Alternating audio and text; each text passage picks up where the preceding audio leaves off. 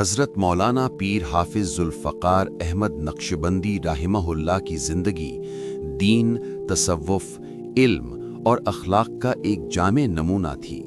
آپ نہ صرف ایک باعمل عالم دین تھے بلکہ سلسلہ نقشبندیہ مجددیہ کے عظیم شیخ اور روحانی رہنما بھی تھے۔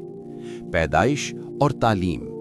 حضرت کی پیدائش 1953 کو جھنگ، پاکستان میں ہوئی۔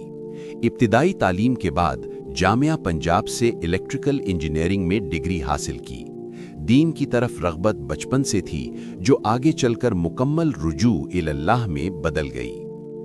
دینی اور روحانی تربیت۔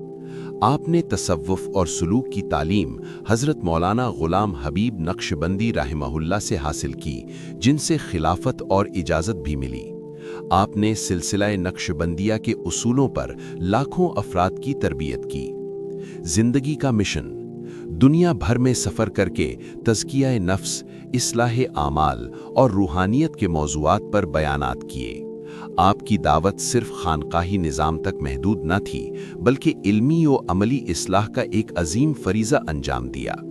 علماء، طلباء، ڈاکٹرز، انجینئرز، تاجر اور عام لوگ آپ کے مریدین اور متاثرین میں شامل تھے۔ تصانیف۔